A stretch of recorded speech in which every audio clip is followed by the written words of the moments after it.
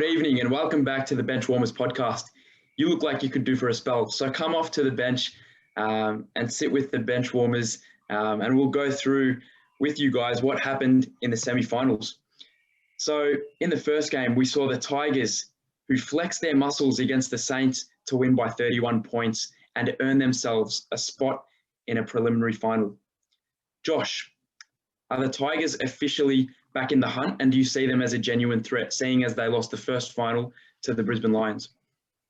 I don't think any of us really backed the Saints in to win, so I think Richmond this week wasn't really Richmond's, big talking point. It wasn't their kind of stomp because, I would have expected a much better performance than they provided. Like, don't get me wrong, there was good things about it, but inaccuracy was a problem, and they've got probably the best team in the competition next week at Adelaide in front of a big crowd. So I don't really know what to expect from that. Looking at this week. Yeah, that's right. Look, we saw big performances from Basher Hooley, my man Basher Hooley. Also Dustin Martin. Do you think these are the sort of players they really heavily rely on at this point to sort of get wins over the line, or do you think they're whether they perform or not, they're still a very strong outfit? No, I don't even reckon it's about Dusty or Basher, because you know what they're gonna give in, like you know what they're gonna give to you week in, week out. But like, I reckon those performances like Shai Bolton, he kicked 3 goals in the first half, really lifted their spirits up, got them going in the first half of the game, really just shot St Kilda down, where they tried to fight back but they couldn't in the end. And it was performances from Shai Bolton, Shane Edwards, these type of guys that they're good. We know they're good, but when they perform really well, Richmond look like a great team. Yep. Look, no more prancing around the topic. Connor Brown, I'm going to ask you right here and right now, if you were to give a percentage to the Richmond Tigers on their chances to take out the 2020 Grand Final, what is it? Be brutally honest. 50% chance. 50% chance. So you still think they're up there, even though they lost to the Brisbane Lions a couple of weeks back? Yeah, definitely. I think this week, if I had to pick one team to take on Richmond, I would pick Port Adelaide. They got the home ground advantage. They've beaten them earlier in the season, so they've got one up on them. So I think Richmond are definitely capable of beating Port Adelaide. So that's why the chance is quite high.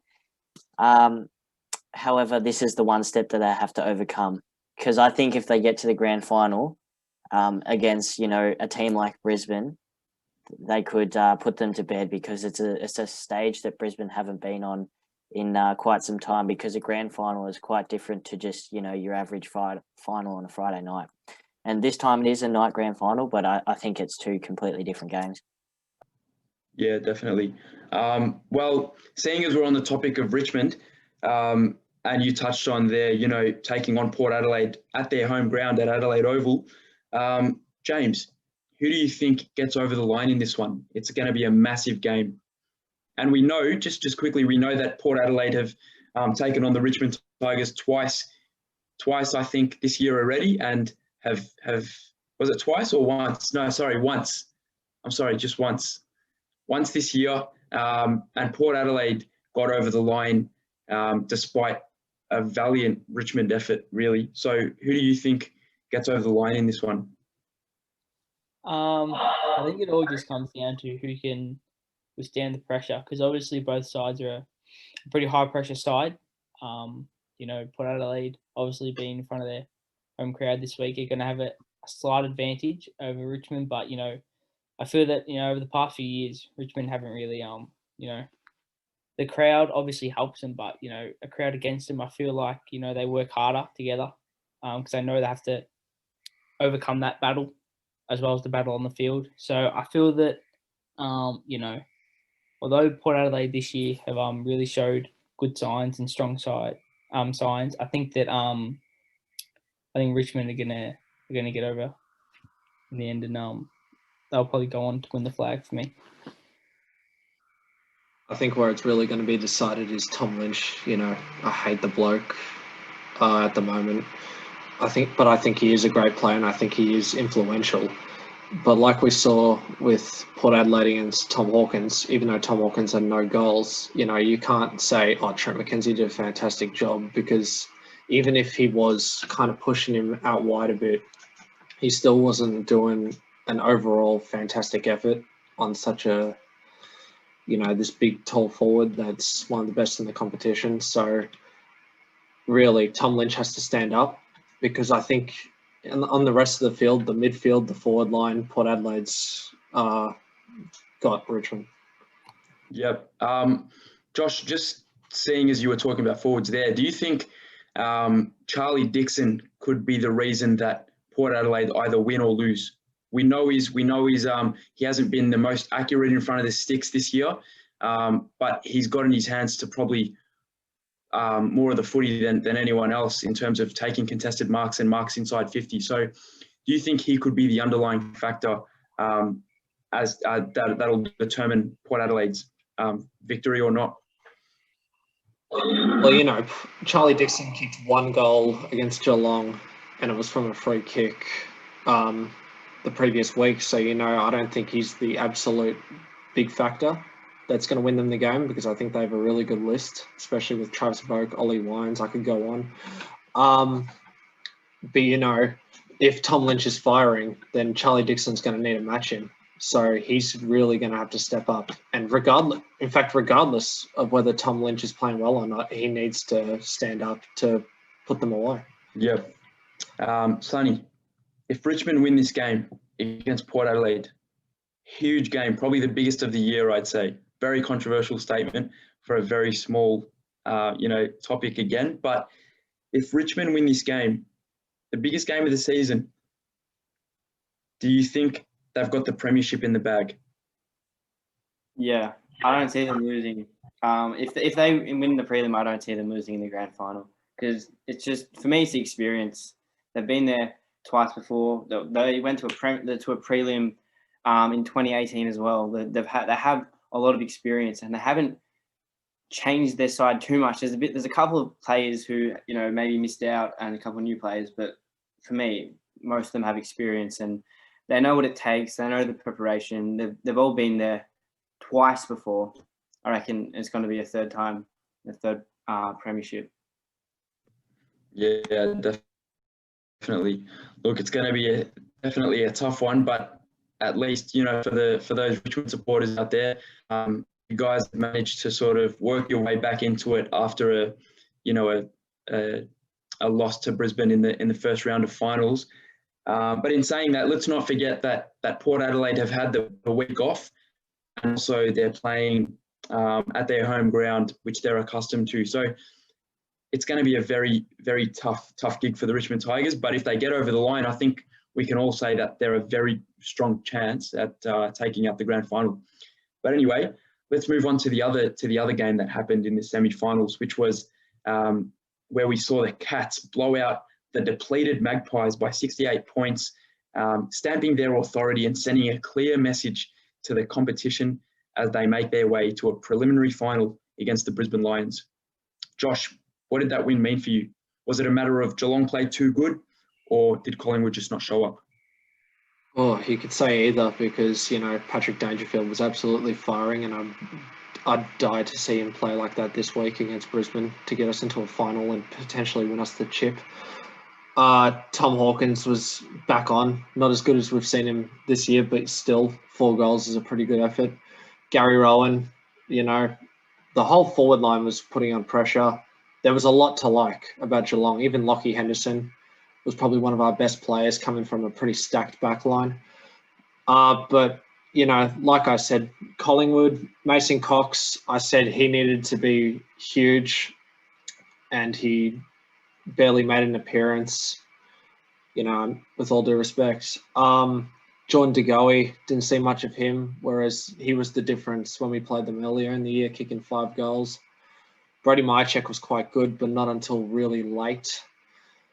Taylor Adams was probably the best player, but he had injury concerns early. So there was a lot not to like about Collingwood, but I think Geelong should get a bit of credit for a huge win. Yeah, definitely. And James, I know you're a Collingwood supporter and you tuned into that game as well. Where do you think were the main areas that that the Pies went wrong? Yeah, look, just everywhere, to be honest, Marlon. Had a look at the stats after the game, just before this podcast, and there's no area where Collingwood can say that they won. They got smashed around the ball, around the ground. I think I read the stat was Geelong had 142 more uncontested possessions. Now, whether that's first round or last round or even in a final, that's just unacceptable at an AFL level. For a side to smash you like that, and to say that they were even a chance for the grand final, and then to cough that up the next week, I feel like they probably went in a little bit too hyped up off last week. Thinking, oh, we did it then, we can do it now, and not really focus on the topic at hand. And it was really just a poor performance. They got smashed, and you know what? We'll learn from it. Hopefully make some changes from the side, and we'll come back next year. Yeah, that's it. Anyway, without sticking to the Pies for too long, I just want to shift our focus now to the preliminary final. We see the Brisbane Lions take on the Geelong Cats at the Gabba. Connor Brown, I want to ask you who you think goes into this game as the favourite. Just remember that, again, Brisbane did defeat Richmond Tigers in the first week, and they've had a week off, and it will be played at the Gabba. But we know how strong Geelong performed against the Magpies. So who do you think for this one? Oh, to be honest, I'm a bit torn because it could go either way. I think Brisbane have the quality to play 4 good quarters of footy. We saw that against Richmond. However, if Geelong come out like they did against Collingwood, they will blow Brisbane away. So it depends how they start the game. Overall, I think Geelong. I'm favouring Geelong in this one. It's I favoured them against Port Adelaide as well, but I think this time, after seeing that convincing performance against the Pies, they're not ready to go home. Especially players like Gary Ablett. I feel like they have the determination, not to finish their career on a high and go all the way. So I think they're going to outplay a younger Brisbane team. They're going to outsmart them and blow them out of the water early, I think. Yeah, look, I'm a traditionalist. Barked on about that for weeks. Historically, qualifying finals are poor. So we talk about this here. Poor qualifying final, tick. Great semi-final, tick. What's coming up is a poor preliminary final. We didn't see it last year. We did lose, but we definitely saw a great opening half and a very narrow loss to Richmond last year. But I don't know. I really don't know, because Richmond last year, we played them at the G, smashed them, and, could have expected the same thing in the finals, and that's not what we got. We did lose the game. Earlier this year, we played Brisbane. We knocked them out of the park. Can't say the same thing will happen this year in the finals. So I'm a bit torn. I think we need Gary Ablett to step up like it's his last game, which it almost certainly is. Patrick Dangerfield's going to have to find whatever's left in his legs to go all the way. Tom Hawkins is really going to need to step up against a really quality back line, especially Harris Andrews, because I think Brisbane are very likely to do it, but I think Geelong can be just as likely, if not more likely, have they got the right mindset for the game.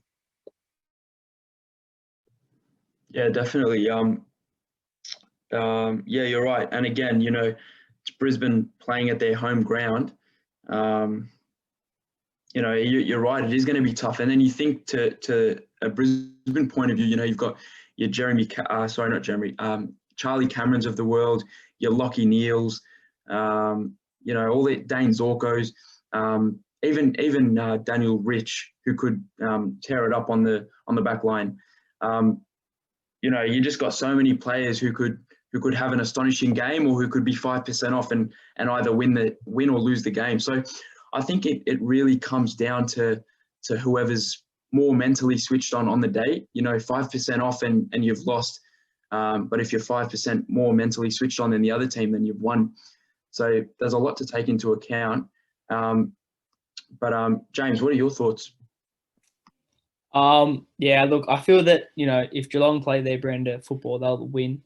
I feel that, if they can do what they did last week with Collingwood with their rebound out of their back line, their running carry and, their ball use was second to none. But I feel just like with their entries inside 50, I feel that to give Tom Hawkins and, Dangerfield every chance, I feel that bombing it in long is not the go for them, because they've got Harris Andrews down there who, without a doubt, is one of the best backmen in the comp. And he'll just read the ball and pick it off all night. So I just feel that if there's one thing that Geelong need to do, it's give the forwards a chance and put it out in front. Now, obviously, that's not going to work every time.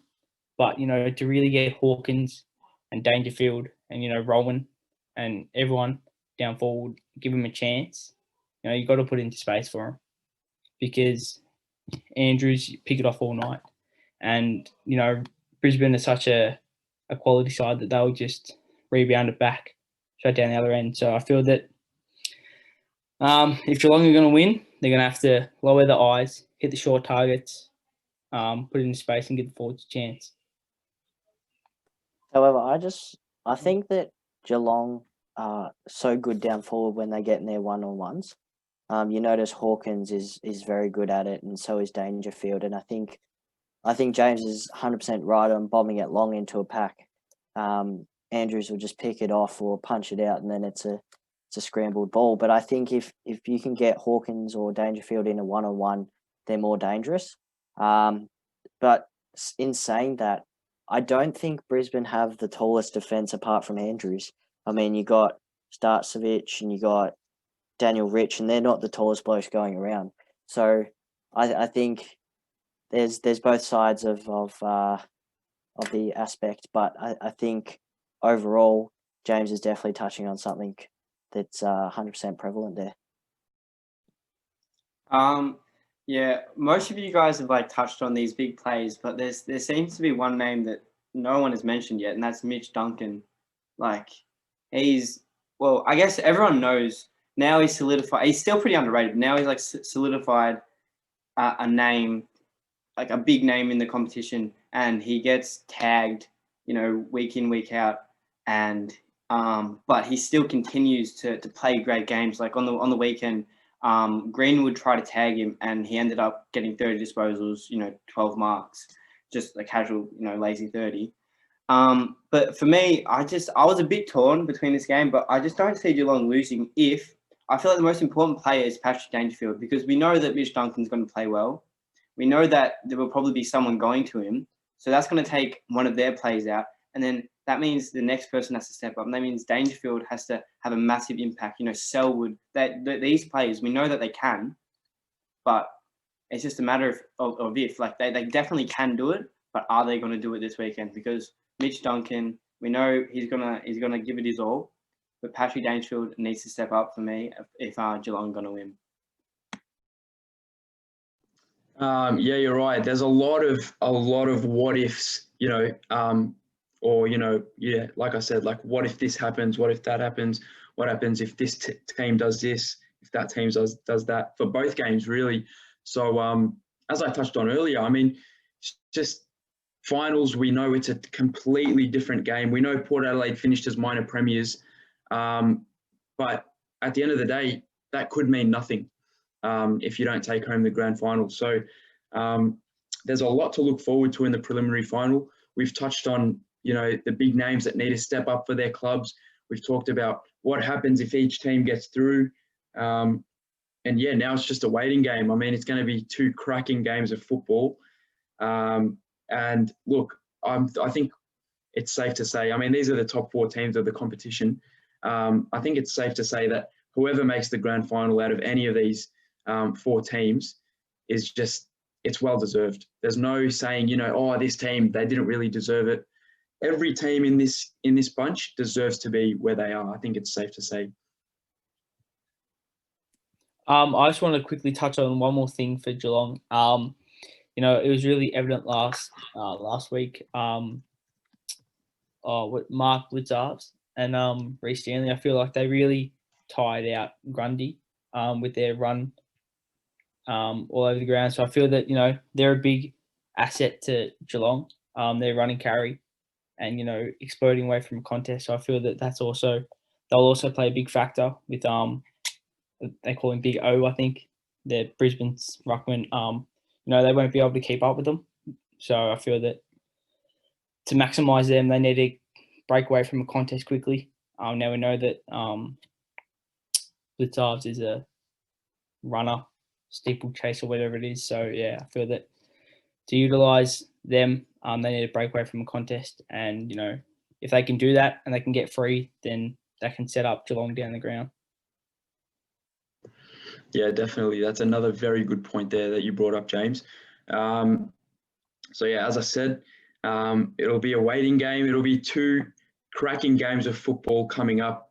And as I touched on it as well, either of the 2 teams that make it through, it's well deserved. And any of the 2 teams that don't make it through should be credited for their efforts, because they've had incredible seasons and they're all in form at the moment, all of them.